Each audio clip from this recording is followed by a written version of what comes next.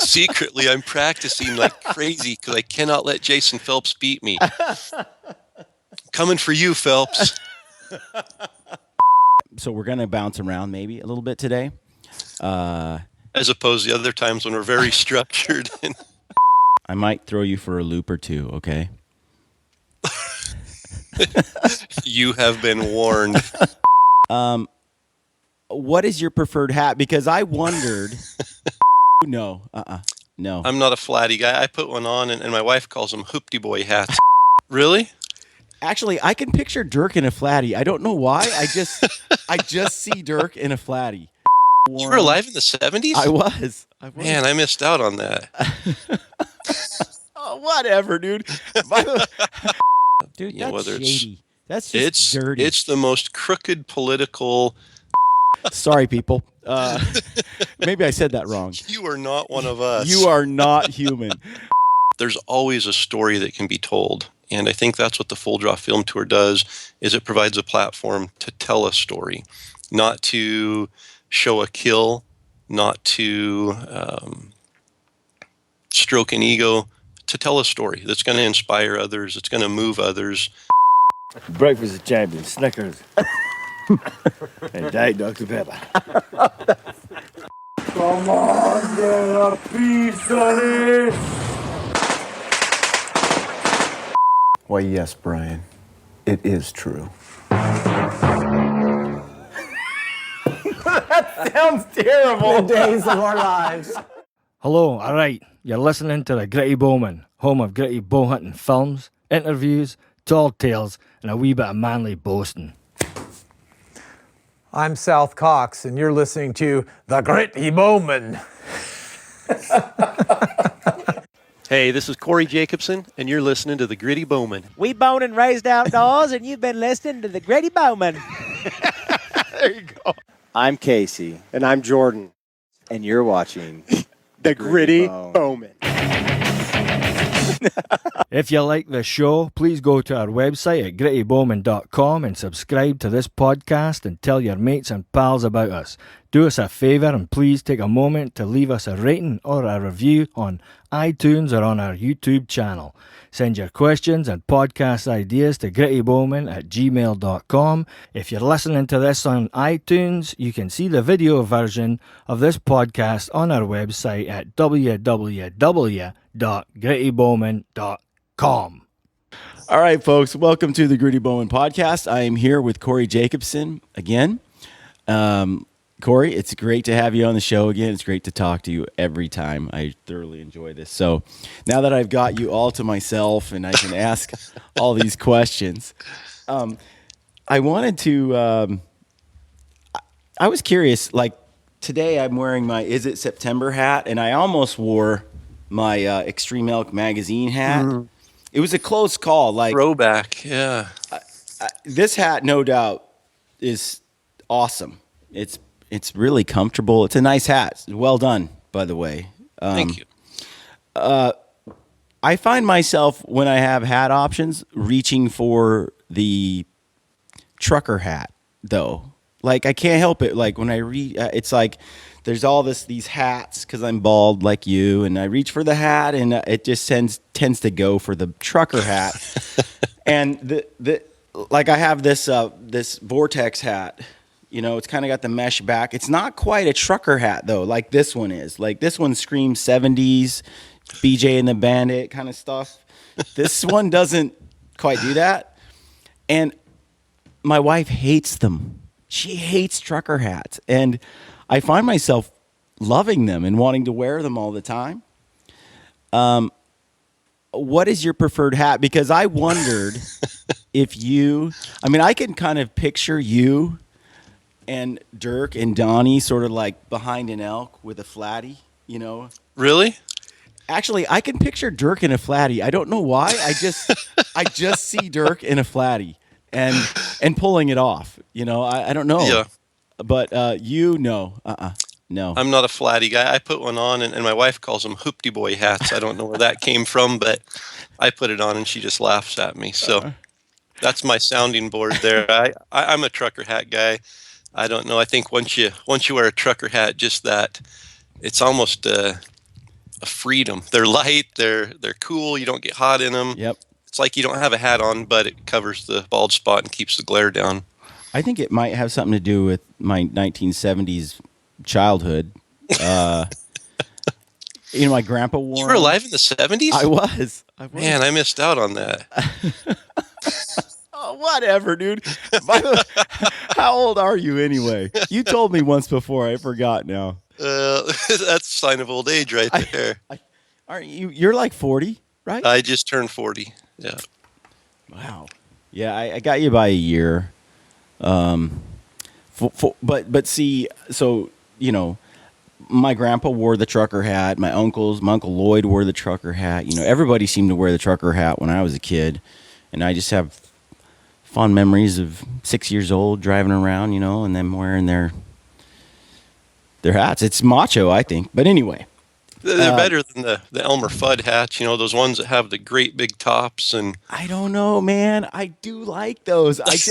Those are the ones my wife really hates, and I'll wear them sometimes, like just because they got that giant billboard on the front. yeah. But anyway, we're rambling on. I wanted to talk to you today about a lot of things, and so we're going to bounce around maybe a little bit today. As opposed to the other times when we're very structured. Right. So we're just going to start off with a really, really easy question. What would you like to see changed in the hunting industry? Wow. And you read that question. You have a list of these and putting me on the spot.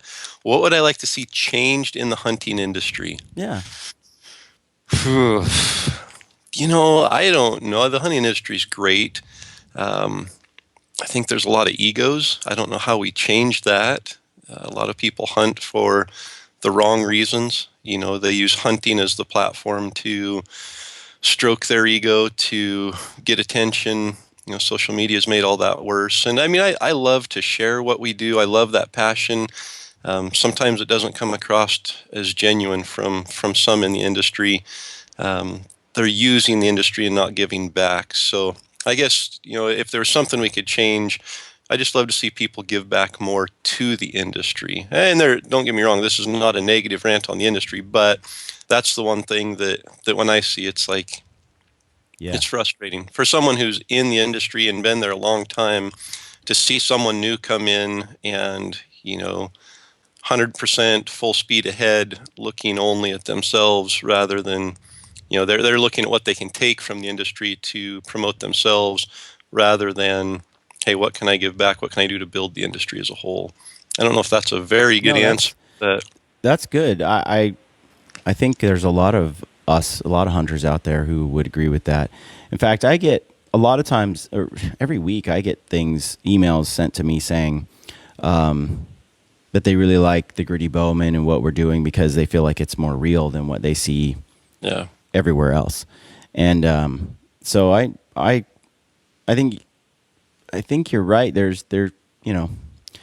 With social media today, even like with the number of selfies that a person will take and post online, nothing against the selfie. It's just that, but it just gets.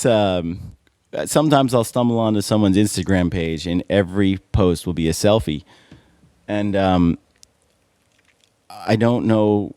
It blows my. I just don't understand that. But I mean, if you want to take selfies, go ahead. Nothing against. Every once in a while, it may be cool to document, hey, I was there. Yeah. But yeah, when it's just an up close selfie. Yeah. I mean, if you want to take a selfie, take a selfie. It's just not for me. Yeah, there just seems to be a lot of self promotion. So I like that answer. I think that giving back is important. So on that note, you have been in the Full Draw Film Tour a number of times with films. Yeah, started 5 years ago, I think.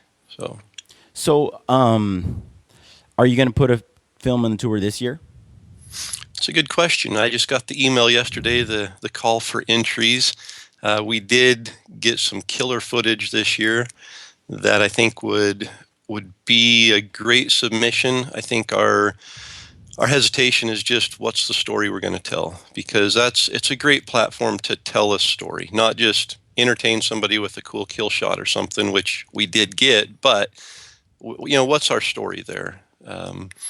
We could focus on all of Dirk's misses, but we've already spent an entire podcast talking about that. So I don't know how much more we want to throw him under the bus. But he did miss twice, and we could do a story around that. But yeah, I mean, it's the Full Draw Film Tour, I think, is a platform to showcase our passion for bow hunting. And there are a lot of people that come to that have never bow hunted before, and they leave there excited. They want to try it. They want to get into it. So my goal for a platform like that is to inspire someone to share that passion in a way that will either make them want to do better, try harder, or get into it for the first time. And we'll probably put something together. Mm-hmm. Yeah, it's just fun. It's fun to see your film on a big screen and to hear people cheering and that. I mean, it's personally rewarding, but then to have people talk about it and say, that motivated me. I want to do that. Yeah, I get emails frequently stating that the Full Draw Film Tour was a life-changing. It was a crossroads for someone where before the tour they had no interest in hunting and not much with the outdoors, but got invited, went to the tour, and now they're diehard outdoorsmen and they're learning, and that's, I think, pretty special. I mean, I have I feel like if you get out and you hunt, you experience the world in a way that you don't experience it without hunting. Like there's a whole new world out there, and until you've been out hunting and had those hardships and the rewards, the ups and downs, that roller coaster, you can't compare it to anything else. You can't say, golf is my sport. I get my life lessons there. There aren't life lessons in golf like there are in hunting. Yeah, and I think we all kill every day. We all eat animals. We as human beings, we consume life, and when we do that, I think we don't take part in the act of the actual killing. I think we disconnect ourselves from nature and from the world around us. And it sounds kind of callous in a way, but it actually enhances my compassion for the wildlife that Totally. I'm out hunting. And although I take an animal's life and bring it home, I feel like I still love that species, the nature. I appreciate it even more than the Definitely. person who, goes and buys a hamburger at the fast food place and doesn't really consider that an animal was killed to make that. It Definitely. just doesn't cross their mind. We had some Yep. black. I used a Stephen Ranilla recipe last night, and I cooked this shoulder roast of this black-tailed deer I shot last year, and man, it was so good. And I used all his rubs and fried it in peanut oil, and did the whole thing, put it in the oven, roasted it, and my kids scarfed it down. But I can't help but think the whole time I'm eating that meal of that hunting experience of being in the outdoors, of killing that deer, and it's a kind of a visceral experience. Every time I cook or prepare something, I'm reminded of my connection to the wilderness and the outdoors, and it's an experience. I think if you don't have, you're not quite fully human. Sorry, people. Maybe I said that wrong. You are not one of us. You are not human. But like there's I don't know. Hunters, I get hunters, Yep. Well, and I think for those who don't, that's great. That's their choice. The thing that frustrates me is when someone who doesn't agree with what we do wants to change it just simply because it doesn't go along with what they like. You don't see hunters out there trying to force other people to go and hunt and kill their own food. We're more than happy to provide that and play that role, but don't come and tell us how to live our life when it's not affecting you. And beyond the eating, bringing the meat home, the healthy, organic, all natural meat that we enjoy, we're stewards of the game. And those animals don't thrive with the same model of conservation, or without that same model of conservation. You mentioned, I think we're more connected to it. I don't want to go out there and annihilate every animal on the mountain. That's not my goal.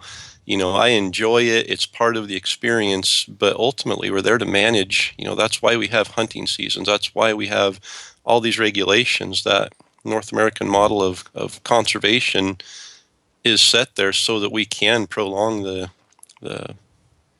species. We can make sure that it continues for generations and generations. And I should say that like my wife, my kids are excited to go hunting, and they love their steak. They're huge steak fans. My wife she loves to archery shoot, and she's excited to go shoot and even go on the hunt, but she's not that. She really doesn't want to kill an animal, and but she does want me to, and bring it home. And that's great. And so I understand there's some people who just it may be in their makeup the killing part is hard for them, or they're not, or it's a really it feels counterintuitive to kill something and then also say that you value it or care about it. And so, I mean, I respect that decision not to, but like you said, I really what does bother me is the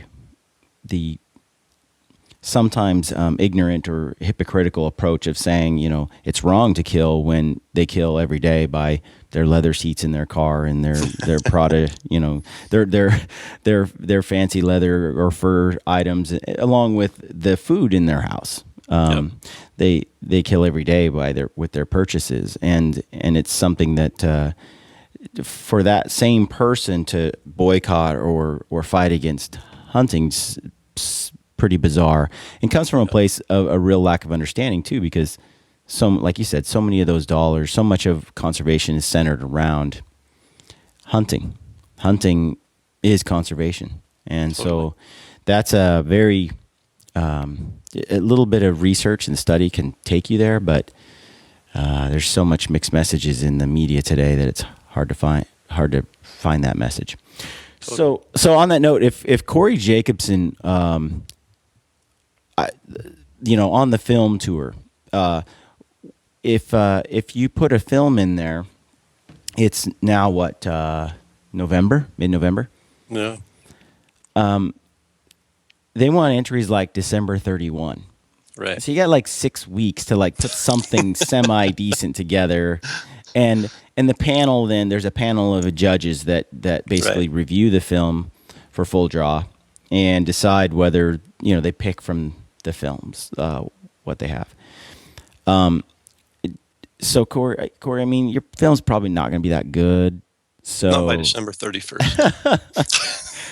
Honestly, but last year I was on the panel that got to pick the film. So, oh really? I'm hoping that they'll put me on the panel again. I can just pick my own film. And no, last year I didn't have a submission in there, so I was asked to go through and select the films, help select the films, and that was fun for me because there's a separation between those who get the filmmaking side and those who are still kind of pulled into the outdoor television model of the grip and grin, the pump in the fist, the buck down type of a thing, which is not what the Full Draw Film Tour is about. It's to motivate, to move people, to make them see archery in a pure form, which unfortunately the industry has kind of taken that pure form away, and you're starting to see it come back, which is exciting.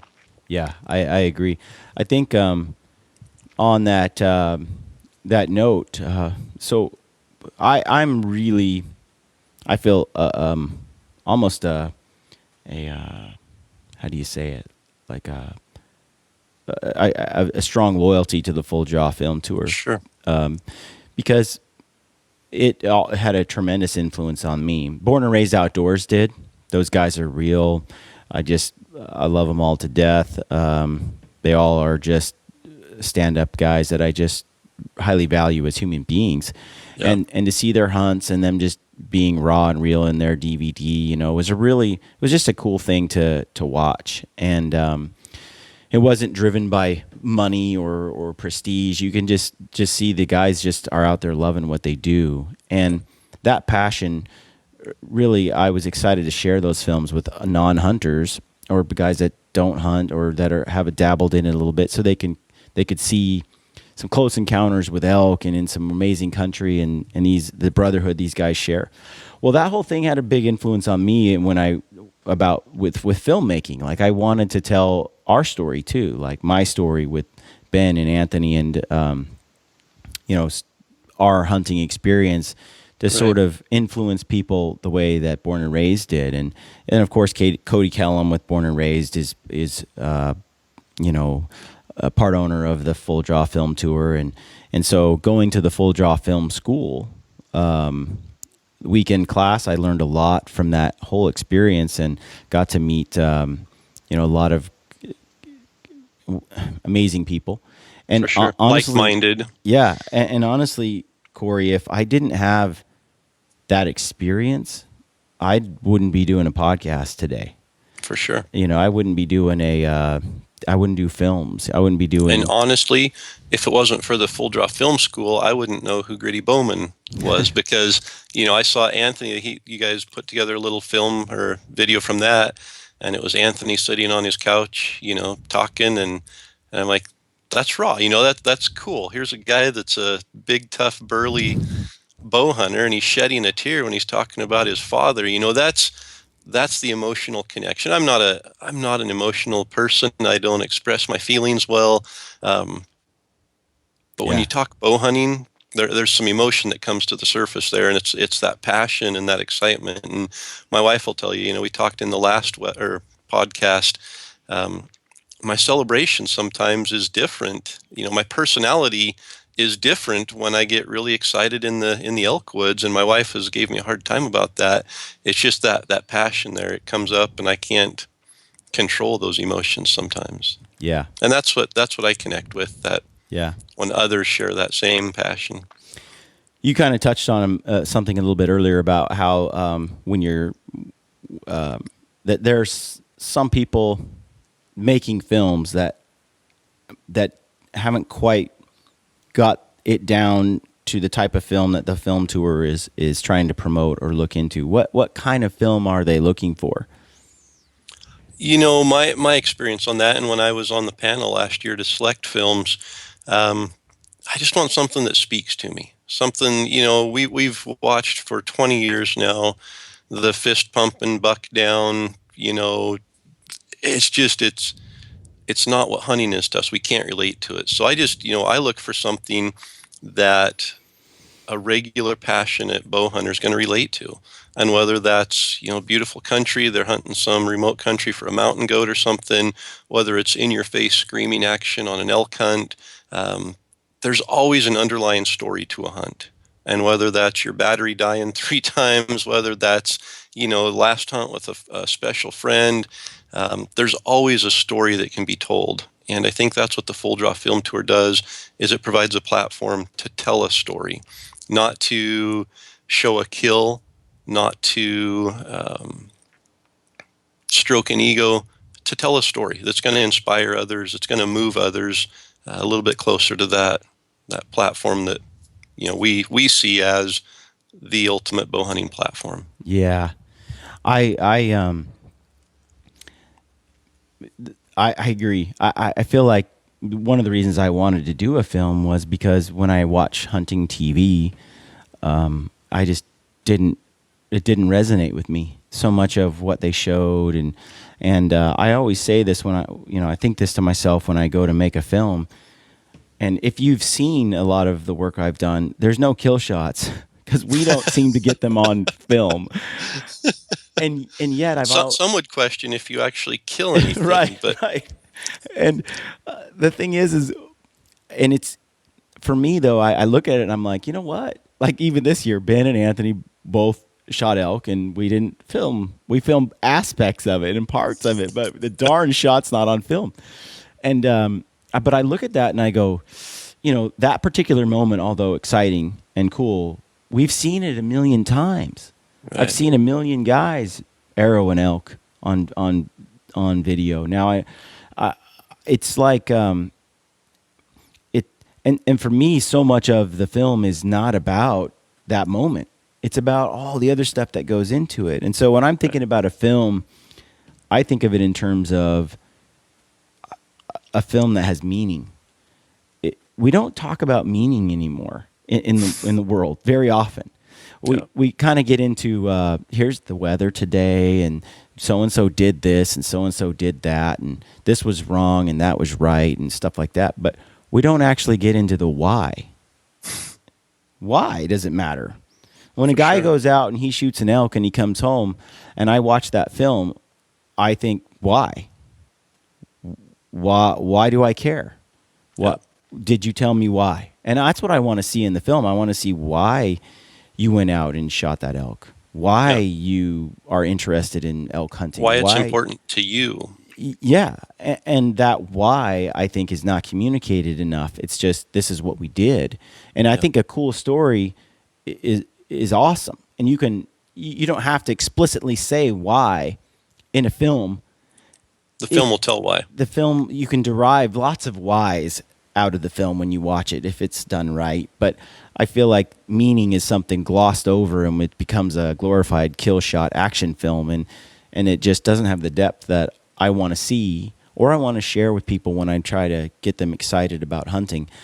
For sure. It doesn't mean I don't like those shows, though. I mean, during blacktail season, where I spend a lot of time in a tree stand, I tend to watch all these whitetail shows where we're in our tree stand this morning, and it's such and such time, and then 5 bucks walk by, and then the big one comes in, and they shoot it, and they're like, yeah, I got it. I've seen that a million times, and yet, Corey, I sit down and watch them again, And I think that comes back to, the need for the kill shot, because we want to see it. That I'm the same way. It's not about the kill, but a film without a kill shot is not as appealing. Not as there's something about it. There's something missing from it, and again, that's not to say it's about the kill, but anybody can go out with a bunch of camera gear and get some really cool shots of hiking around. Which we got a lot of this year. Yeah, I've got hard drives filled with that. But I think for me, the first real eye-opening storytelling experience was, 4 years ago, 5 years ago. Jeff Simpson from the short season sent a camera guy with Donnie and I to Utah for my Utah elk hunt. That movie is so cool. It's, and that's the thing about it. We didn't capture the kill shot. I mean, yes, I was drawn back. I shot an arrow, but the elk wasn't in the viewfinder when I shot it. And I thought, this is a failure. We've spent 8 days here, or 10 days, however many days it was, and we didn't get the kill shot. It's a failure. There's no way they're going to be able to pull this off and make a good film. And like you say, it's one of my favorite films, and it's 4 years old now, but it's because they were able to tell a story. And they pulled pieces out that I wasn't even thinking about, that, as I look back now, for someone on the outside, yeah, it is special. We talked about my family and leaving them, and just little things, the note that my wife wrote me, things like that I sometimes maybe take for granted. But when I see it in someone else's film, I think, oh, it reminds me of my wife. She's so sweet and supportive to let me go hunting. Those are things we relate to. We talked about hunting partners, and Donnie has followed me around more places selflessly without a tag in his pocket. And so to be able to share that, and there are other people who can say, my hunting partner's the same, he's important, or my hunting partner's an idiot, I need to get a new one because now I'm jealous. Corey's got this great hunting partner there. And so I think you can pull aspects out that people relate to, and then the actual call in, the action part of it is important, but it's just icing on the cake and helps tell the story. Yeah. I agree. I think that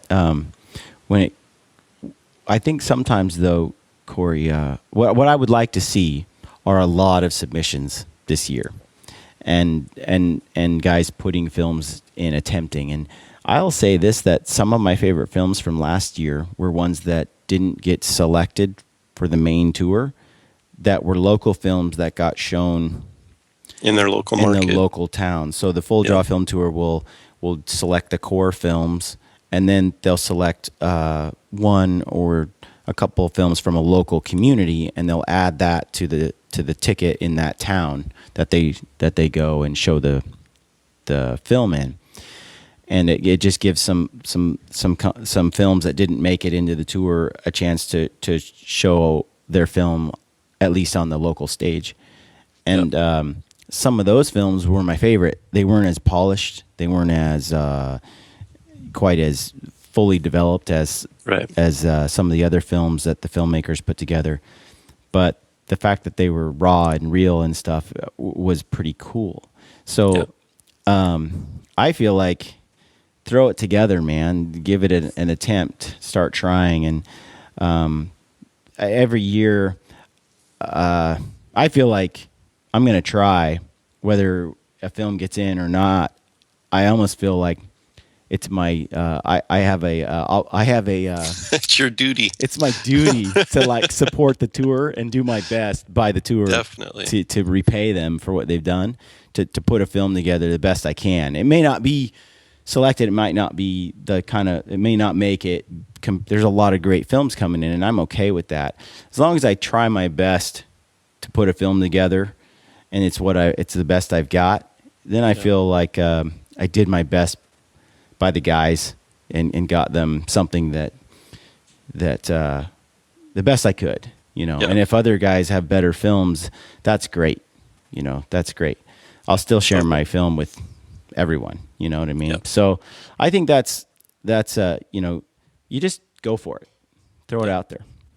And then to take it, maybe one step further, I think it's important to support the film tour. I mean, the proceeds from the Full Draw Film Tour, they've used it for Hunt of a Lifetime. They've used it for, was it Wounded Warrior, I think, this last year, or Wishes for Warriors. Mm-hmm. So there's some great causes that it's not just a bunch of bloodthirsty, hunters in there cheering when somebody kills an animal.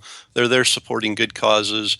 It's super, super exciting. There is just a feeling of excitement, almost edge of your seat type of excitement when you sit down and cinematic, dramatic music comes on, and then you see the background, the big mountains there, and when the film's shown on the big screen and you have the whole place erupts into cheers and clapping, when somebody shoots an animal, when somebody misses, there's laughter.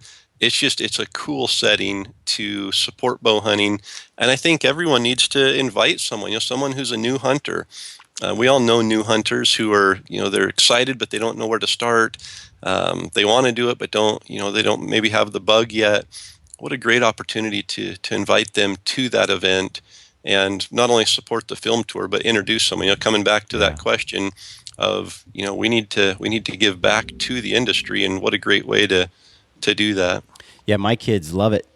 They're so, and they go up on stage and they get their tickets, and then they sit down, and Abigail won the bow at one of the shows and got a nice kid's compound bow, and she just looks forward to the raffle at everyone. They win something, it seems like, every time. Yeah. And it's just a neat time for all of them. So yeah, I agree. Too bad it can't. It's just two guys, or a few guys. So it's hard to make it like to a lot of to show it everywhere, But it's a neat venue for those who can make it. So I was gonna, on a related note, and we kind of talked about this a little bit at the very beginning, what you would like to see change in the hunting industry. You've been doing business in the hunting industry. You did Extreme Elk Magazine. You're managing elk101.com. You have your pro staff there. You provide information. It's an excellent site for everything elk hunting. Content there is awesome, guys. You have a great group of guys who contribute to that every week, and what I wanted to ask is, amidst all of this stuff you've done, and you recently sold Extreme Elk Magazine, and so you still contribute to Elk Hunter Magazine, Right. but you've been around the block a little bit in the industry, doing business in the industry. Sure. I just wanted to ask you, what has been some of the most rewarding experiences you've had? What are some of the most rewarding relationships you've had in the industry?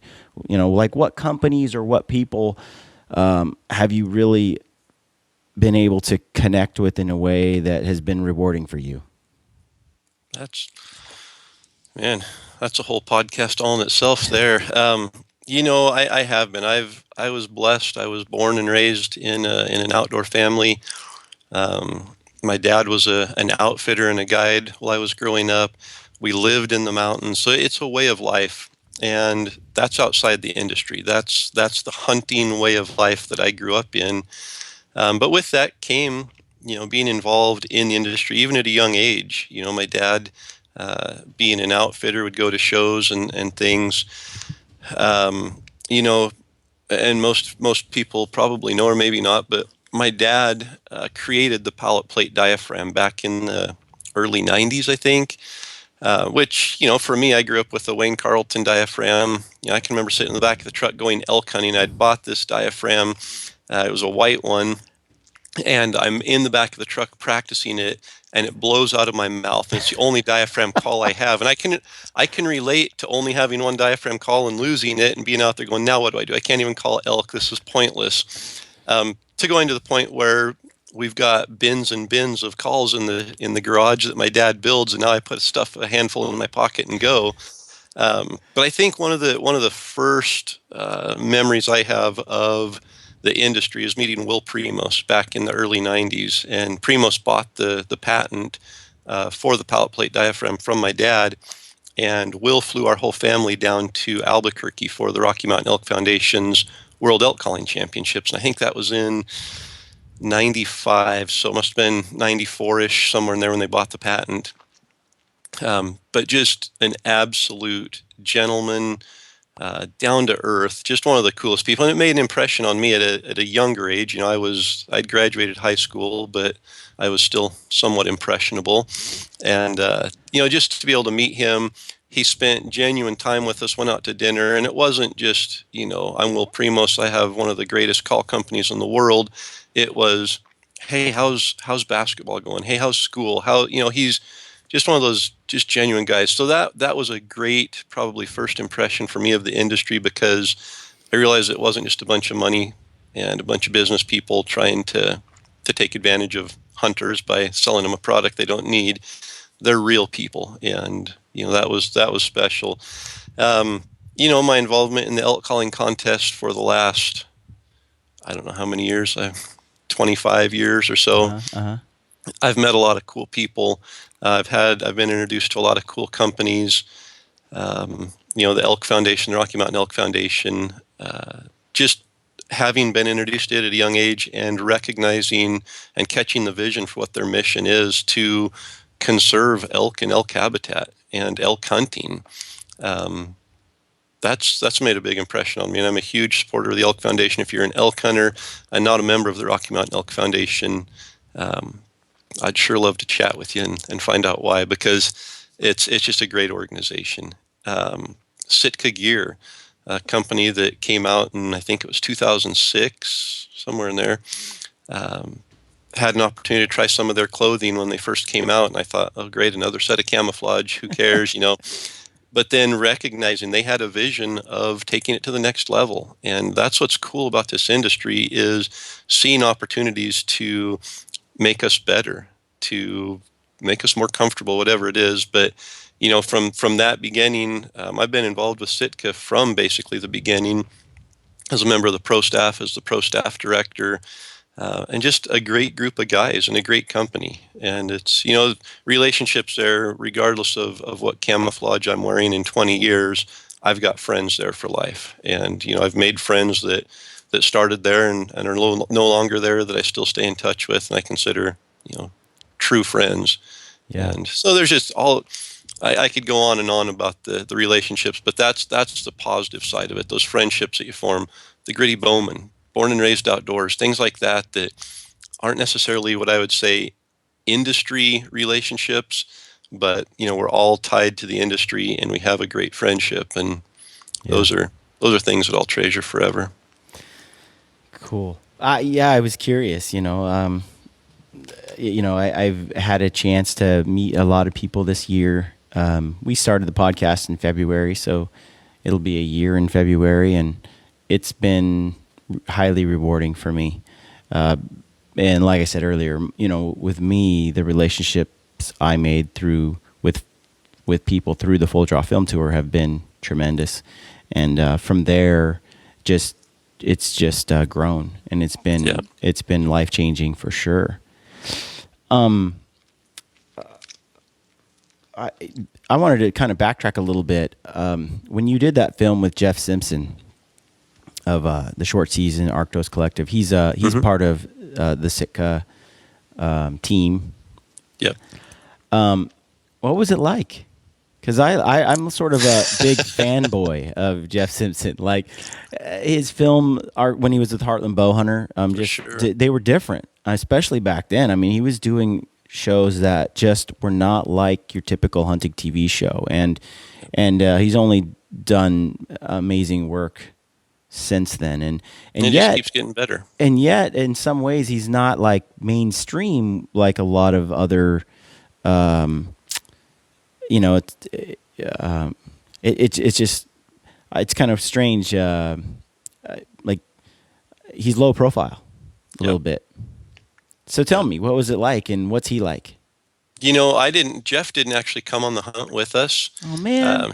I know. I'm sorry. I couldn't get his autograph for you, but no, I've talked to Jeff several times, and he's down to earth. He's busy as can be, crazy busy, but he's just a great guy, and he has a great vision. The people that he surrounds himself with are talented. Ronan Donovan's the guy who went and filmed our Utah hunt, and it was the first hunt Ronan had been on. He wasn't a hunter, hadn't filmed a hunt before, and so I was a little bit nervous about that. Yeah. But he quickly put those anxieties to rest. He basically said, "You tell me what to do, and I will do it." And he did. It was stop, move, go. The one thing that was new for me was the sequencing. I'd get up in the morning. He's like, hold on, get back in your sleeping bag. Okay, now climb out. All right, tie your boot. And I'd tie it. He's like, okay, undo it, do it again. You need to get another angle.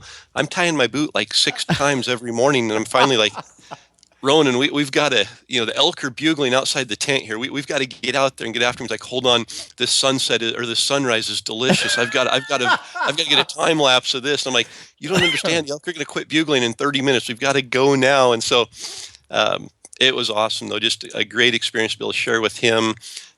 He got in there and helped us, quarter up the elk and cut out the back straps and all that. First time he'd got to do that. So to share our passion with him and be able to bring his passion for filmmaking into it, he's done some incredible things with photography and with filmmaking. He's lived in trees, over in Africa, filming gorillas, and I mean, just crazy cool stories and experiences he was able to share. And then for them to he took the film, took it back to Jeff and the guys in the office, and for them to be able to take what he provided, our passion for hunting, Ronan's passion for film, and then their passion for telling the story, and be able to take all of that and pull out the pieces and put something together, it's just a neat experience. Yeah, that's cool. That is neat. I think that's priceless. If you're out there and you're trying to learn how to do something, to have someone spend a day or 2 or 3 days with you, showing you what they know, you just can learn. You can soak up so much just by observing someone that is really talented or really good at something. Yeah, and I mean I learned more on photography and filmmaking in that week spent with Ronan than I could have ever learned on my own. I mean, I had no idea how to do time lapses. He got me set up with everything I needed for that. Yeah. Downloaded programs on my camera for me and said, "Okay, here's how you do it. This is a setup." And so, I mean, just Yeah. he was looking at it saying, "I've never elk hunted. I want to go and learn how to do this with these guys." And I'm looking at it going, "I've never taken good photography or film. I want to pick the brain of a master here." Yeah. That's cool. All right. Well, it's funny you mentioned tying your boot 6 times and getting different angles and stuff. When we're out there filming, Ben and Anthony and I, we've been filming for years, right? More than 10 years. But we just whipped out the handy cam and filmed, but we didn't film with an intention of telling a story. We just filmed us documenting our goof offs and our close encounters with elk and stuff. And deer or whatever we're hunting, and then the post kill stuff and the celebrations or whatever. We just film flat film, And now as I try to craft a story and make people feel certain emotions and try to communicate ideas and feelings, I film completely differently. We all do, Ben and Anthony and I, than we used to, and it does sometimes require 6 shots of a guy climbing over a log. Of the same log, right? It's like, wait, do that again. That's cool. And it's so crazy because we're geeking out over, oh man, that's a cool shot. Did you the way your shoelace did blah blah? It's like, Yeah. do we hear ourselves talking? All for one shot that gets cut into a 0.75 second clip in the film that nobody even actually catches. But for us, that made the videoing. Yep, no doubt. But at the same time, so it's a balance. I think sometimes we can, as when you're trying to capture a hunt, commercialize it, right? It's You're no longer hunting, and so we try really hard to have like I'll carry the camera and film all this stuff without actually redoing anything.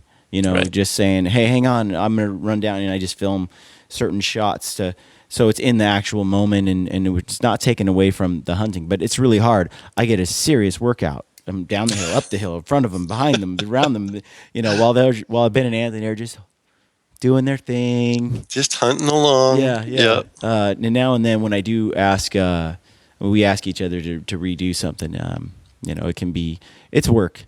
It's work filming, but it's worth it. Okay. So the elk calling championships are right around the corner, right? Yes, they are. When are they? And December 4th and 5th, I think, in Vegas. First weekend of December. December 4th and 5th in Vegas. In Vegas. And are you going? Thinking about it. Uh-huh. So I am actually. Sitka has asked me to help them work in the booth there at the show. So I'll be there working in the booth, and if they're gracious enough to let me out of the booth for a couple hours, I might run over to the contest and throw my name in the hat. Look at you. Just you'll just wing it. I'll just show up and win. Secretly, I'm practicing like crazy because I cannot let Jason Phelps beat me. Coming for you, Phelps. That's cool. So, I've never been to these. What's it like? It's a bunch of rednecks that, the Elk Foundation, they have their annual elk camp every year, and it brings in a lot of money, a lot of people dressed in nice clothes, and it also brings in the elk hunters. And brings in both types. Brings in both ends of the spectrum there. But I mean, it's guys that I look forward to seeing every year at the contest. And, it's like any broad mix of individuals. You have all the personalities there. Mm-hmm. But those of us who participate in the contest, there's a camaraderie there. And it's a competition. So there's a little bit of, oh, I can't let him win, or, but at the same time, for the most part, and when somebody wins, I'm happy for them because they're a friend. Yeah. And I want to beat them like crazy the next year, but at the same time, I'm still happy for them. So, except for Jason Phelps. Jason Phelps, got your number. That's awesome. Jason, you better be working. On this stuff. I told Jason I think 2 years ago, maybe it was the first year he went. And well, I didn't tell him that year. I told Dirk. I said Jason Phelps will win a world championship. He's a great caller. I've shared before that first year. You could hear his heart beating in his bugle. You literally could hear when he hit the high note. It was like, I'm like, man, his heart is pinned right now. And but I knew he had it. And last year he did incredible. He somehow managed to calm the nerves down, and so And I know you're nervous right now. I know you're nervous. you're just gonna get in his head. These are like, when speaking of being nervous and handling yourself under pressure.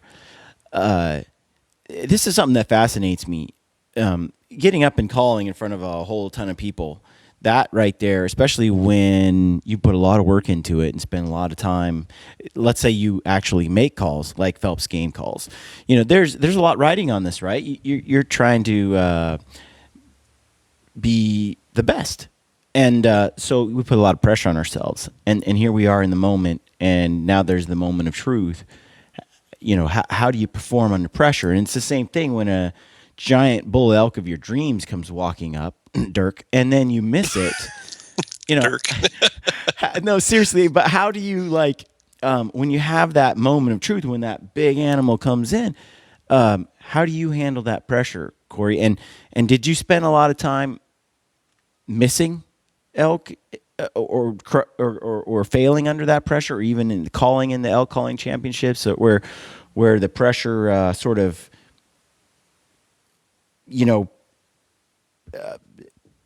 took away your victory? Right. I think there's a couple things there. The first is confidence. If you're confident, and that's, I want to make sure the distinction between confidence and arrogance, because arrogance is covering an insecurity, and confidence is, not the arrogant, hey, I'm better than you, I'm going to win this, or, I'm arrogant, I can kill any animal that steps in front of me. It's the confidence that I've put in the time, I've done it, I know the drill, I've got it down packed. Now I've just got to go and do it. My wife questions, why do you need to go and shoot ground squirrels? Why do you need to shoot coyotes? Why do you need to do all these other things?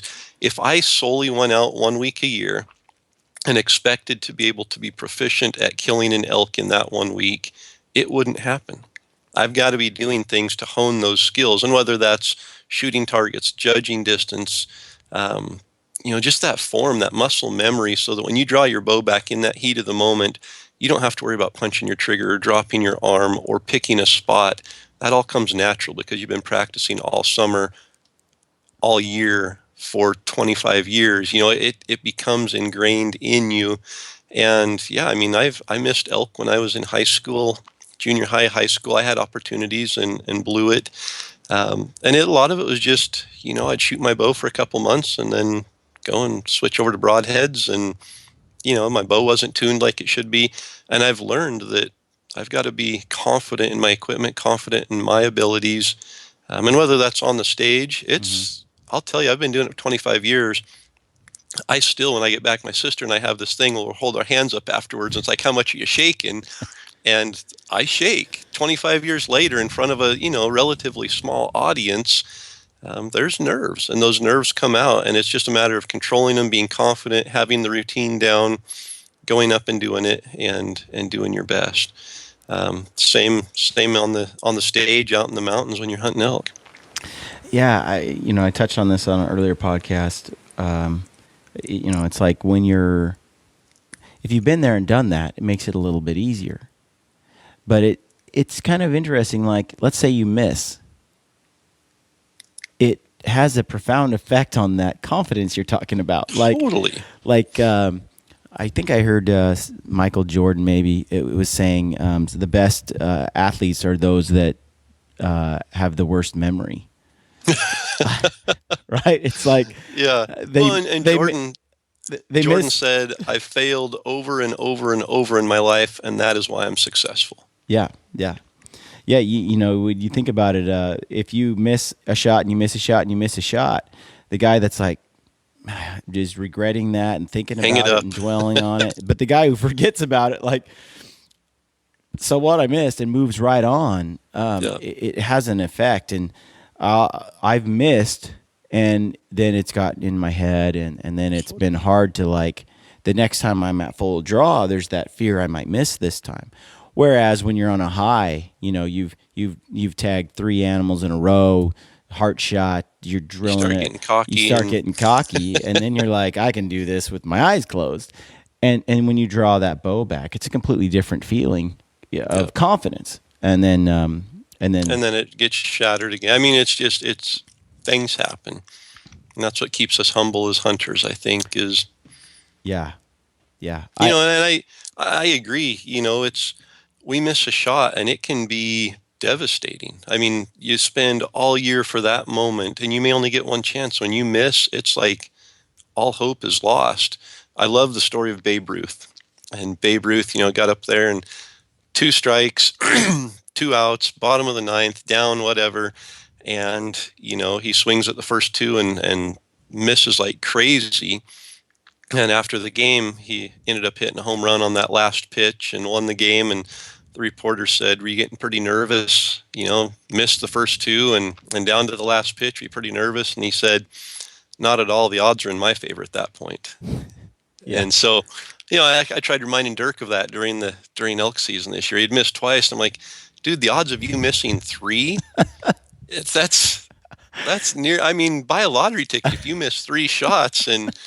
The odds are in your favor now. You've missed 2. You've got those out of the way. You're going to get this one. And I do look at it that way. Just kind of, you got to pick yourself up and go. And what's fascinating to me is where, like you said, if you go a long time without hunting or shooting something, in the heat of the moment, in that crunch time situation, pulling through.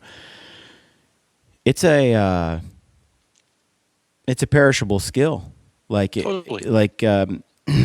Just because you've done it 20 times, if you take a long break, a year, 2 years off, and you go back to it, it's like the first time again.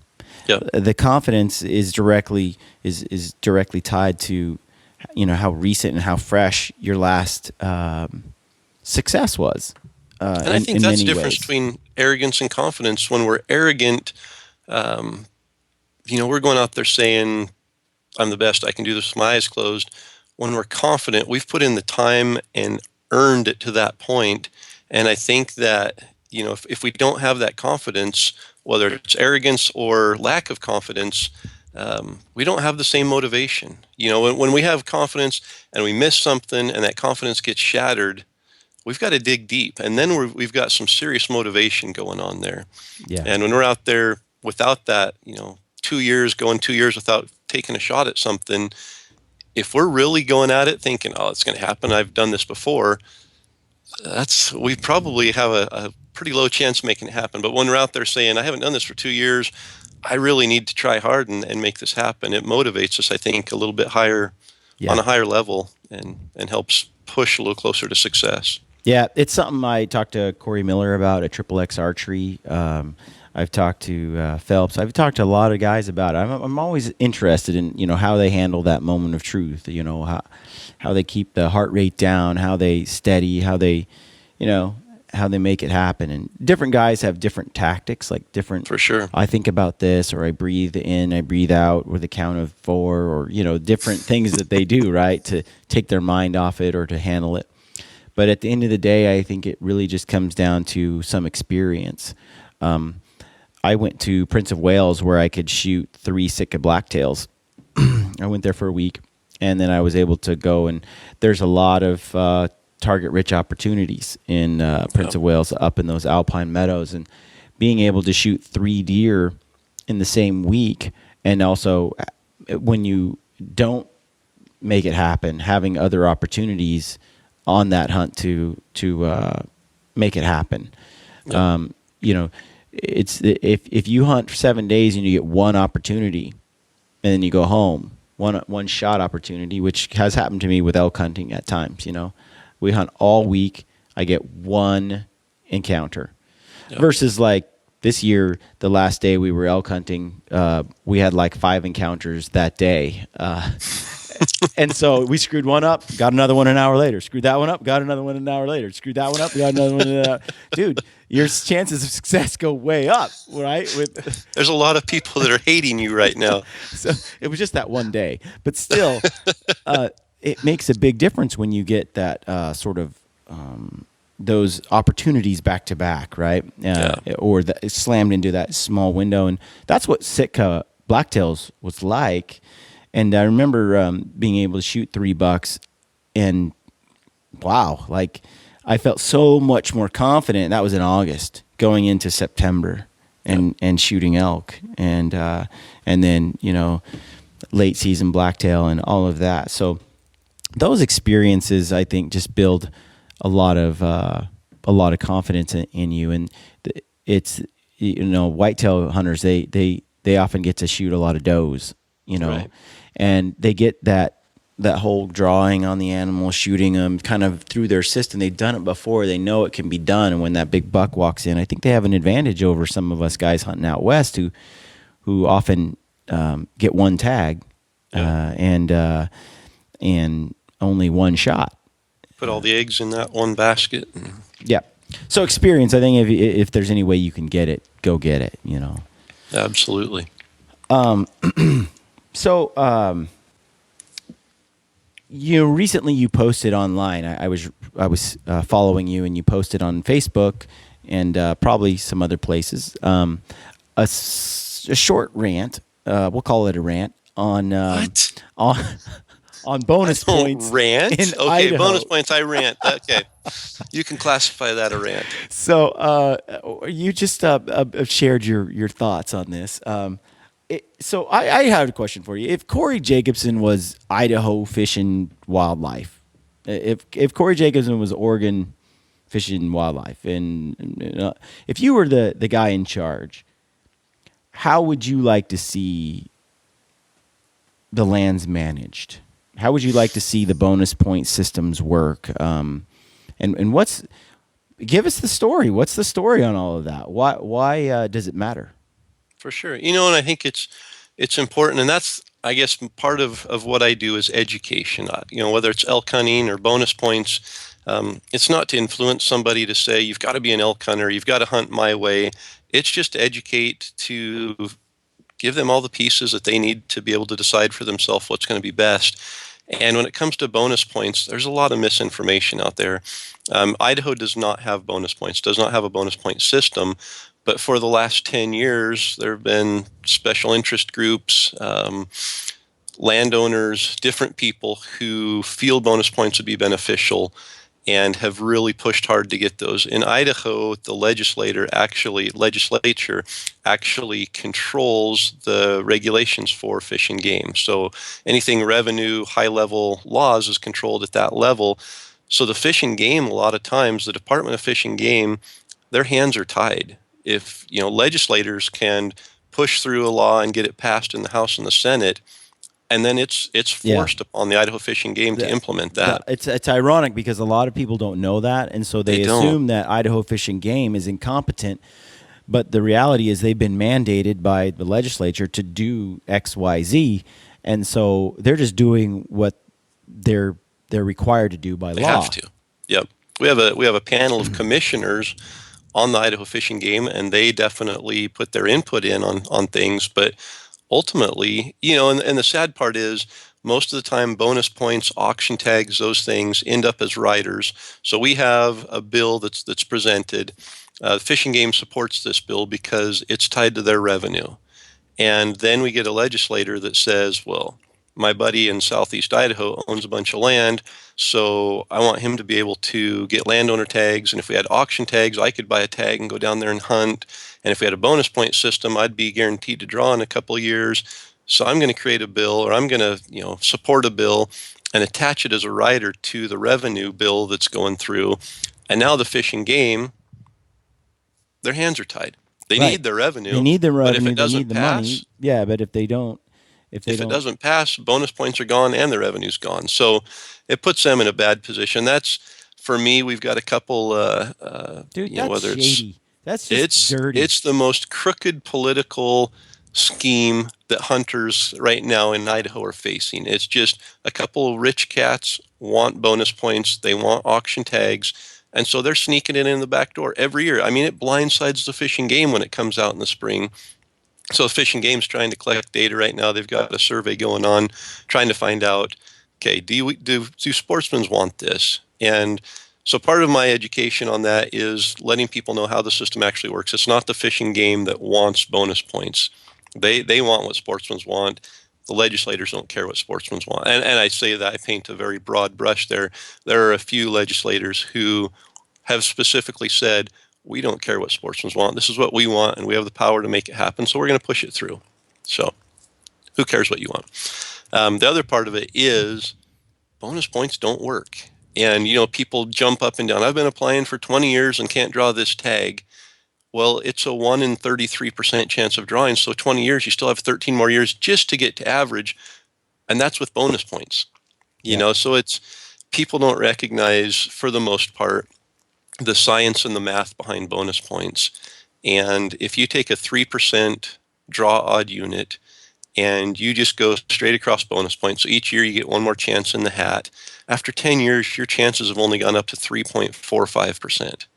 But someone getting in that 10th year, a new hunter, your children, something like that, they have like a 0.045 or a 0.45% chance of drawing that same tag. Never. And after 10 years, they're only up to a little over 1% rather than the 3% everyone would be at. So it's in hard to draw hunts, bonus points do not work statistically to give you a greater chance of drawing. What happens is we get a system that we can't back out of. And you look at Oregon, you look at Colorado, you look at states that have Utah. All these states are point creep, and you have no chance of drawing those hard to draw tags, even if you have max points at this point. And when you say point creep, what we're referring to is, let's say it takes 10 points to draw a unit this year. Next year, for some reason, because there's more people who applied than there was the year before, new people enter the pool all the time. Now it takes 12 years to draw it. And then not only that, but if you have a unit that, say, gives out 10 tags, and those 10 tags, even if it's a preference point system where like Oregon has, Colorado, the people who have the most points get those tags. So if there are 5 people with 10 points and nobody has more than 10 points, and there are 10 tags, those 5 people with 10 points are guaranteed 5 of those tags. Yep. So that's great and all, until you realize that there's 100 people with 10 points for those 10 tags. Now those 100 people, it's going to take 10 years to distribute the tags to them. So in 10 years, they're going to have 20 points. It's going to take 20 points to draw that tag because there's going to be people in there in that max point pool. So that point creep means each year the number of points required to draw that goes up. And substantially. Mm-hmm. Yeah. Until you can mathematically calculate it. Like Anthony does this as a hobby. Where he's like, okay, I'm going to draw this tag based on the number of people who applied this year with max points, and I'm just below that group. It's going to be another 25 years. Right. And in that case, it's like, why bother? Right. Why keep spending money on preference points? I'm never going to draw that tag. It's like the Wenaha unit in Oregon. If people understood how that worked and the odds of drawing, they would be bailing out like rats on a ship going down because they have no chance of ever drawing that tag in their life, which is exactly what's happening. So now all those hundreds of people who have high points, 17, 18, 20 points, whatever it is, they're bailing out and drawing Walla Walla, Mount Emily, some of those, maybe the second tier draw hunts. So now instead of taking 10 points to draw them, all these people with 18 points are coming in there. Now the people with 10 or 12 points have no statistical chance of ever drawing those tags. So they're jumping into units like Sled Springs and some of those that used to take 3 or 4, now that take 10 to 12. And it trickles down through everything. And then pretty soon they give up on the draw system and they go over the counter, and you're flooded with over the counter hunters, and the hunting's horrible. And everybody's screaming they want draw hunts and control. I mean, it's not a successful model for managing hunting. So what's pretty cool about Idaho is they have their once-in-a-lifetime species, like moose, sheep, goat. Sheep and goat. and you can only pick one. Right. Correct? To apply, you can only apply for one of those per year. And if you apply for one of the once-in-a-lifetime tags, you cannot apply for elk, deer, antelope, or bear. Yeah. So it limits the number of people that can put in. It makes you choose. Makes you choose the hunt you really want. But the Right. draw odds for those hunts, like a moose hunt, are Yeah. some of the best in the United States. There are good moose hunts that are 33 to 50% draw odds. I'm talking good moose hunts. There are bighorn sheep hunts that are 20% draw odds. There are mountain goat hunts that are 33%. I mean, they're good. And so to me, Idaho's got one of the coolest setups right now. And for them to go to a point or bonus system would all of a sudden probably eliminate my chances for hunting moose anytime soon in the United States. Because all the other states have made it with points and all of that. And at this point, if I wanted to start the game at 41, I'd be drawing at 80 or later. And whereas with Idaho, right now, this year, I could apply for a moose tag, and I could have a 30% or 50% chance of drawing. That's pretty freaking awesome. And these aren't garbage hunts. It's not a cow hunt. It's you can shoot a big bull moose, and I think at the bottom line of all of this is greed and selfishness. The people who want bonus points, understandably, are tired of not drawing a tag, and there are times when the odds just not everyone wins the lottery. That's the way it goes. We have wonderful opportunities for over-the-counter hunts. If you don't draw a tag, you can still go hunting and have a pretty decent hunt. The problem is most people aren't willing to work for that hunt, for an over-the-counter type hunt. They want an easy one. They want a 200-inch buck. They want a 360 bull. They want it handed to them without much work, which you can find some units like that. But the chance of drawing that tag's 2 or 3%. Now they want that tag. They want guaranteed that tag. And they don't care what it costs anyone else. It's just all about them. There is no feasible argument that makes sense to implement bonus points other than I want to draw my tag. The problem is there's just so much. There's so many. Well, I'm gonna blame hunting TV right now. I'm gonna blame. For with social media, with hunting TV, with a lot of magazines, hunting media. Yep. We see these 200-inch bucks and these 400-inch bulls on a regular basis, and people post awesome photos of these things all over the place, and it kind of ruins us in a way. We have a hard time appreciating a 150-inch mule deer, for sure, because we're stuck on this 200-inch goal, and which to me is pretty darn. I've just never been that guy that gets super excited over those giant animals. I just get excited over a mature animal. Like if it's a 300-inch bull, I'm going, yeah. I mean, I'm just maybe growing up in Oregon sort of forced me into that mold. Like my uncle Kevin in Arizona, he's just seen so many 400-inch elk and 200-inch deer that, growing up on the Kaibab and the Arizona Strip, I can see you getting tainted. We'll call it tainted. For sure, but how many of those animals has he been able to hunt himself? Because it takes 15 years to draw a tag. Absolutely. And so, but what happens is I think sometimes we get in our head this certain animal and we don't appreciate your sort of average elk or deer.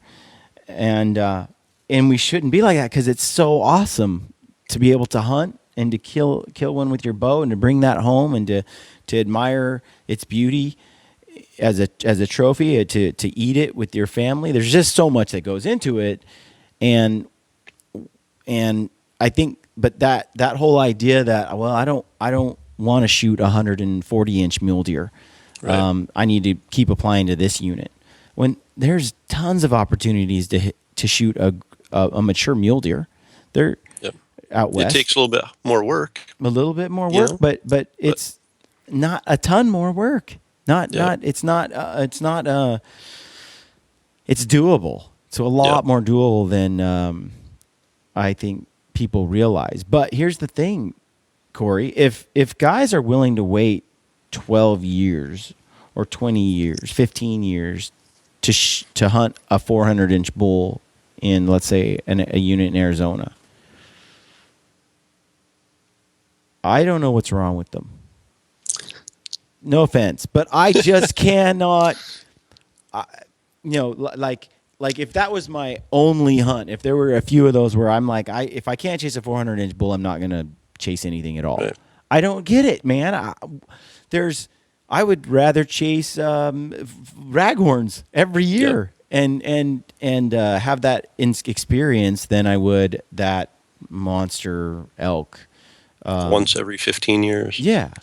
And so I often wonder what motivates you, because if you step back and you look at an elk hunting experience, let's say 10 days in Oregon, right? And you're running around the woods and you're chasing elk and you're getting into them and you're calling them in and so forth, and you're having this great experience and you shoot an elk. That experience, how far different is that from your experience where you chase some elk that average 350? You're still running out in the woods, you're still shooting arrows, you're still calling elk in, they're still bugling. Sure. It's sort of the same experience, only one has big antlers and one doesn't. Right. And I think that's a fair question to throw out there. If someone's a trophy hunter, that's great. I take nothing away from them. I want to shoot big animals, but I don't care about score. And big to me it's relative. It's big for me might not be the same for a lot of other people. I want to shoot a representative, mature animal for the area. And like you said, it's that experience. If I have a choice and there's a 400-inch bull standing next to a 4x5, yeah, I'm going to shoot the big one. Absolutely. That's, but if there's a big one up on the hill and there's a 4x5 standing in front of me and I know it's going to fill my tag and fill my freezer, I'm probably going to shoot that 4x5. And yes, I think I've progressed a little in my way of thinking, where maybe it's the challenge of trying to find something a little bigger, and so I will hold out maybe once in a while. This year I shot a 5x5 in Wyoming. I still had 2 or 3 days to hunt. I could have held out. There were other bigger bulls in there, but just the situation, the way it came in, it was exciting. We only had to pack it 2 miles. I mean, there are a lot of things that go into it. I don't sit there and calculate, is that 360 or 380? It's not quite big enough. I'm not going to shoot it. That doesn't even go through my mind. And that doesn't make me a elite hunter. It doesn't make me a and I'm okay redneck with hunter. that. Yeah, I'm okay with that. I mean, holding out for the biggest bull, passing on something because it's not what you want. And I'm okay with that. And if you want to wait 15 or 20 years to draw a tag to chase a monster, I'm okay with that too. I just don't understand it. Because for me, that experience is that moment of chasing that elk, and the experience of getting out there and having tons of elk come in and elk screaming all around you, and it's just an amazing experience to have, and that can happen where the average bull is 290, or the average bull is 400. It can happen in both places. Yet the one where that is 400 is years and years away versus the one I could have most years, and the experience for me is almost the same. It's just that the antler size is different, and so I just sort of, I don't know. I feel like media has really pushed, or we have in our mind, because of social pressures, what's valuable and what's not. And I think we all have our justification of why we do it. The guys that shoot big ones are like, their justification, well, those guys don't know how, they aren't good hunters, they can't shoot big ones. And when we shoot a little one, it's almost like we have to justify it, like, fill in the freezer. I mean, it's just, it boils down to what drives you and what motivates you. If it's a 400-inch set of antlers that truly motivates you, and it's not for ego, it's not to blast it all over social media, it's not to have people say, oh, he's the greatest hunter ever. If you just truly love that challenge, that's wonderful. If you're happy to go out and shoot a cow or a spike and fill your freezer, and that for you is what defines your passion for hunting, then do it. And we all have to support each other in that. I agree with that, but, and this is probably going to get me in a little trouble, but I think that often the guy who's willing to wait 15 or 20 years isn't doing it because I feel like those motivations are really centered around blasting it around media, social media, and showing this giant trophy. It's got to be a big one. And that's my whole thing is if the motivation was just, hey, I want to chase a bull of that caliber once in my life. And so I'm just going to sock away points in this unit for 20 or 30 years, and I'm going to go keep while hunting. you hunt over-the-counter units. We all do. We all do that to some of us to certain degrees. But if that motivation again is really is not, it's personal, right? For every one of us, different reasons, and they vary to degrees. But if it's really to me around just getting praise from other people for that animal, that's where I'm like, you're missing the point. You're missing the whole reason why we're out there hunting. And that's the part where I feel like if the legislature's pushing for bonus points or preference points, it's because the motivations are wrong.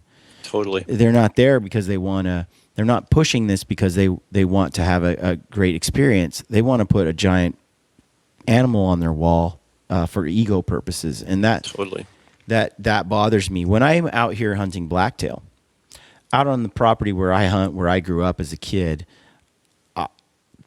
I've said this many times. I'm way more into trophy country than I am to trophy animals. and for me, where I grew up as a kid is like my trophy place. That place has sentimental attachments. It's where I grew up catching frogs and crawdads, and where I was out, shooting arrows at rabbits and stuff, and where I camped outdoors. There's a whole history of my life and memories of being there from a kid all the way up through high school and beyond. And now when I go out and I hunt blacktail bucks out there, the average buck is not very big. They just don't grow that big. I've had cameras out there for 12 years now, and the biggest buck I've seen isn't that big when you compare them to bucks other areas a few miles away. Yep. And so, but shooting a buck out on this land I grew up on, that's of a mature age class, is a huge, like, that has a lot of meaning for me. And if I was caught up on more or less just antler size in comparison to trophy books or other people's, the status quo for what a trophy blacktail would look like, I would derive very little value out of my place where I hunt right now, the land I grew up on. And that to me is kind of sad, because there's so many awesome experiences and encounters I've had out there with mature deer and but not of the antler representative size. Right? Yeah. And it's like, is the experience cheapened by that? No, not at all. In fact, in some ways it's more rich for me because it forces me to disregard the antler thing and look more on age class, maturity. And I agree, as a hunter, I think we all kind of evolve into wanting a greater challenge. To hunt and kill a 2-year-old buck just is, at this point, too easy for me. I mean, I'm just being honest. Well, we've done it, and I think that's in the part beginning, of that progression. It was really hard, and it was a serious accomplishment. Now, if I did it, I'd be done on day one, and I don't want to be done hunting. I want to hunt. And so you make it harder and harder on yourself. Like you switch from rifle to bow, or from bow to traditional, or whatever it might be. We sort of do these things to make it a more enriching experience. And each time you do that, you sort of force yourself to become to learn new skills, to be a better hunter, be more in touch with wildlife or nature than you were before. And I think it's all part of that evolution. But I just feel like there's so much that goes into so-called trophy hunting that is negative in the industry that I would like to see less focus on, For sure. And the industry's created that. I mean, you look at magazines. What do they put on the cover of magazines to catch people's eyes? The biggest. And we had Extreme Elk. I think our first 6 issues, the average score of the elk on the covers was right around 300 inches. And they were posed so that they would catch people's attention, but it didn't have to be a monster. That was pretty groundbreaking right there. Yeah. Well, we had stories of spikes and raghorns in the magazine because they told an adventure, and that's what we tried to focus on. And there are several other companies now that are focusing more on that than on score. But the industry did. I mean, you look at TV, outdoor television, 90+% of those hunts are on private ranches for one reason only, because they have to kill something big and they have to have a successful hunt to be able to make an episode. So they go where it's easier. Not saying that private ranches are bad or anything, but there's a better chance of finding bigger animals and being more successful there. So that's where they migrate to. Well, everyone sees that. All of us sitting at home watch that, and this elk comes running into the call. They miss. Another one comes in. It stands there. They miss twice. That's not real hunting for us. I don't relate to that. But all these new people coming into it, they see that and they expect, I've got to kill a 400-inch bull because the guys on TV do it. I've got to hunt someplace where it's easy hunting because that's what I've seen on TV. And we create this false, concept of what hunting really is and what it's about and what it represents. Yeah. So on the bonus point thing in Idaho, what is it that people would need to do if they want to sort of get involved and keep Idaho, the way it is? Because right. I think that's really, one of the neat things about Idaho again is how they've had their points, their lack of a point system, for a long time, and that. They've managed their resources pretty well. So how would that go down? And you said manage resources really well. Idaho does a terrible job of managing for trophy, but that creates opportunity. And if we take one, we lose the other. And so if we start managing for the people, for auction tags, for bonus points, for the rich landowners, we're going to lose opportunity. There's no doubt. And pretty soon we aren't going to have this plethora of over-the-counter tags. There are things that are done in Idaho that need changed, that don't make sense for a good model of managing the big game. But overall, Idaho manages for opportunity. And someone who turns 10 years old can go out and buy a deer tag, an elk tag, a cougar tag, a bear tag, a turkey tag, all of these tags over the counter to get them excited about hunting. You go to another state and it's like, oh, you're 10 years old. Well, maybe in 12 years when you're 22, you can draw your first tag and be able to go experiencing hunting. Right. So I don't want to lose that for our children. I don't want to lose that for the next generation. I want them to have that opportunity. The unfortunate part, like we talked about, is it's not necessarily set by sportsmen. It's not set by the majority. It's not set by the Department of Fish and Game, who is here to manage the big game. It's set by the politicians. And so, 2 things that can be done right now. The Fish and Game has a survey on their website asking what people want. That's powerful. It's helpful. But ultimately, at the end of the day, we have to elect people into office that share our views and our values. And, it's pretty easy to find out who's sponsoring these bills, who's pushing them. Send me a message on Facebook, whatever. The names are there. And it only takes a couple of those bad apples to make things difficult for sportsmen and to completely change the future of hunting in the entire state of Idaho. A couple people have the power to do that because of politics, and we need to be aware of that and know who they are and make sure that they're replaced with people who share the ideals of the people of the state. Yeah, I think it's kind of sad, like in some states where if you wanted to draw.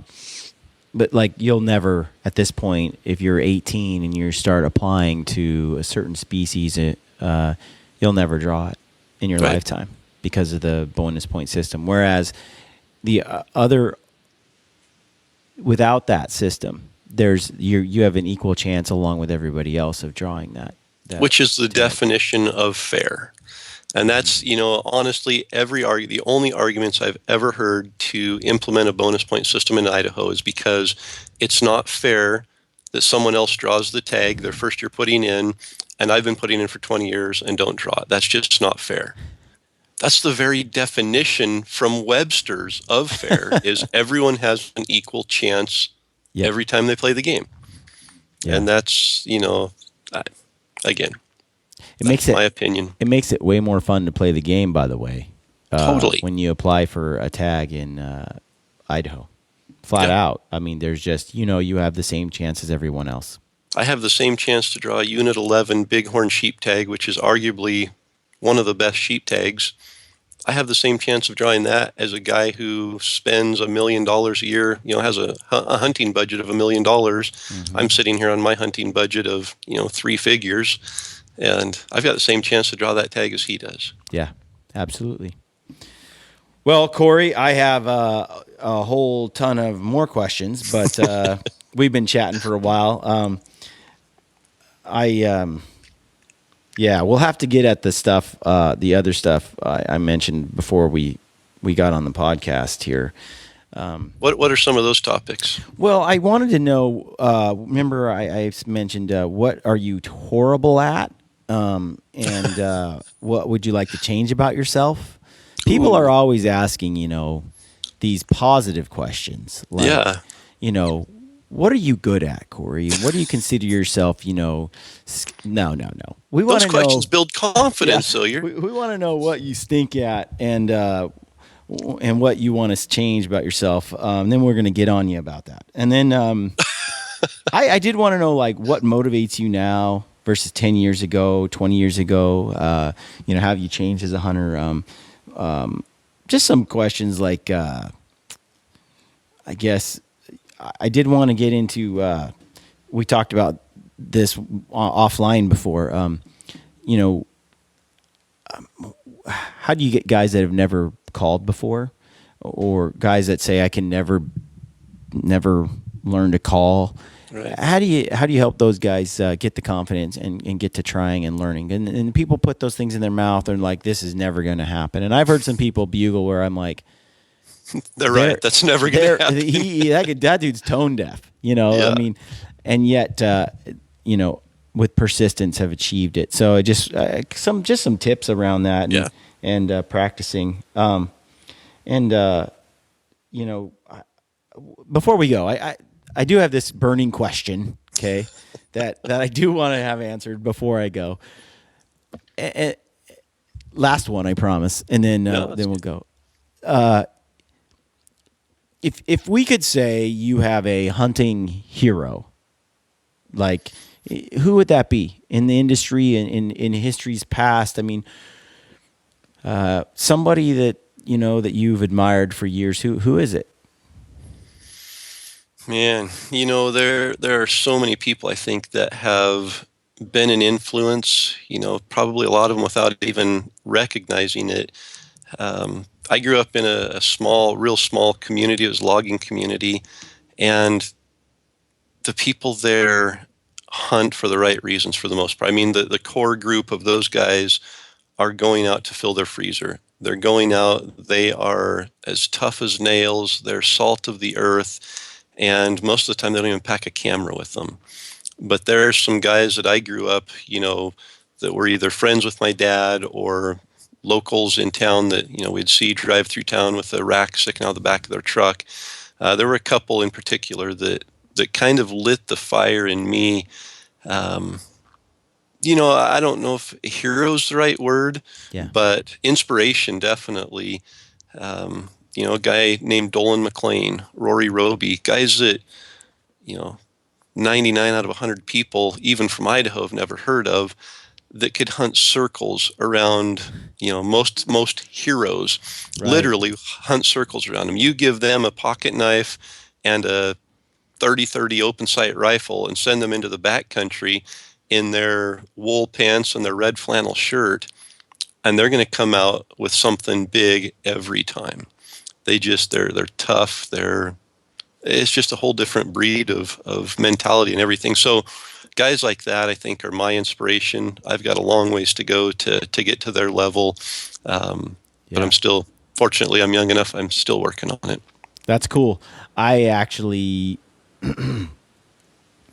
when I do the podcast, I have a chance to interview people that are very well known, and a chance to interview people that nobody really knows, just friends of mine. Sure. And some of those people that nobody really knows are my most the people I'm most interested in visiting with and talking to, just because I know them personally and I enjoy their company and them as people, but I also admire their skills as hunters, even though they're not widely known. They're just kind of regular Joes, but they seem to get it done, Yeah.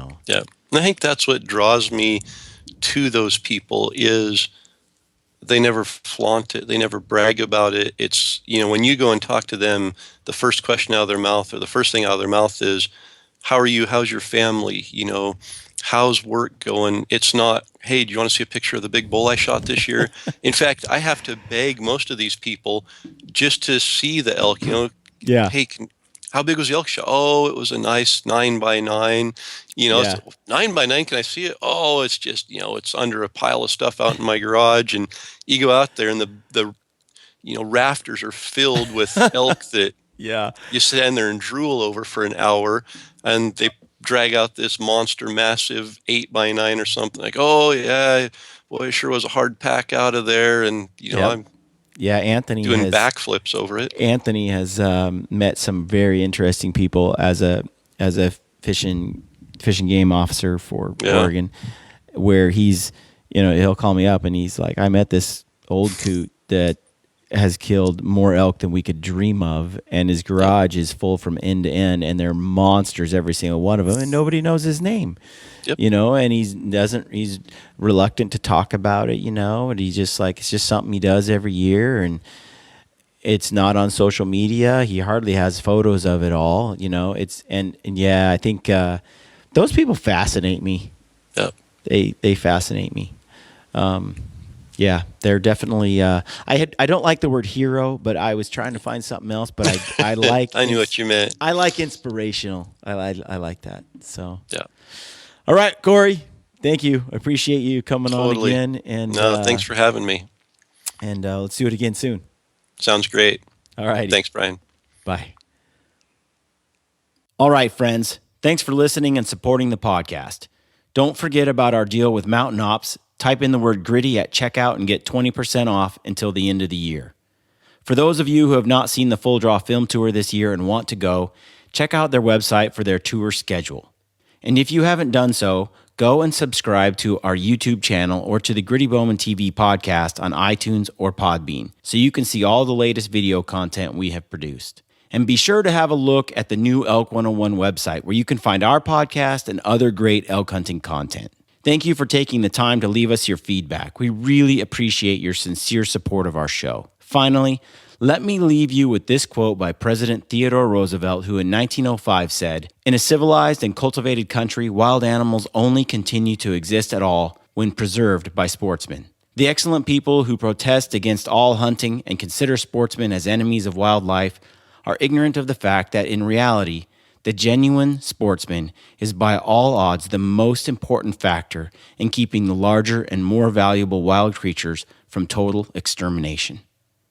Friends, always take the time to educate those around you about your role as a hunter in preserving the wild creatures of this world. If you don't, who will? As always, good luck on your hunts and stay gritty.